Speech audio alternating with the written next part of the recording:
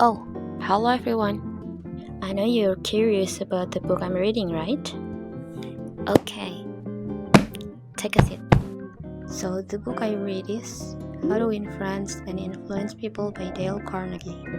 This is not a book review in a formal way, and I'm not talking as a teacher either. I'm just sharing what I personally took from this book, especially related to learning and education. Honestly, I was randomly read this book and I found it that the book is very human. It talks a lot about empathy, understanding people, and treating others with respect. One of the biggest ideas in the book is about not criticizing people too much. Carnegie explains that when people are criticized, they usually don't change, they just get defensive. And Lincoln on the book says that criticism is futile because it puts a person on the defensive. And when I read that, I was like, that's kinda true. If I think about myself as a learner, whenever I get corrected in a harsh way, I don't feel motivated, I just feel embarrassed.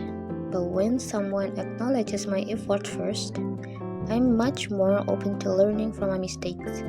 So if we connect this to learning situations, I think this idea can be applied by changing how feedback is given. Instead of directly saying, this is wrong, it can be more like, I see what you're trying to do, let's improve it. That feels way more encouraging.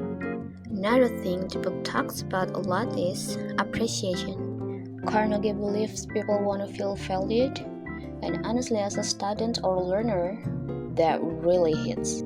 Small things like being listened to, being acknowledged, or even just having someone remember your name, it really matters. And Carnegie says, you can make more friends in 2 months by becoming interested in other people than in 2 years by trying to get other people interested in you. In learning environments, I think this means that when educators actually show interest in students, like listening to their thoughts or noticing their progress, learning feels more personal. Another big idea in the book is about listening. Carnegie keeps reminding us that people feel important when they are truly heard. And from my own experience, when someone listens without interrupting or judging, it becomes so much easier to speak up and ask questions. So in learning, this could be applied by giving students space to talk, to think out loud, or even make mistakes without being rushed. Sometimes learning isn't about quick answers. It's about feeling safe enough to try. The last thing I want to talk about is influence. Carnegie explains that real influence doesn't come from force or authority, but from understanding and respect.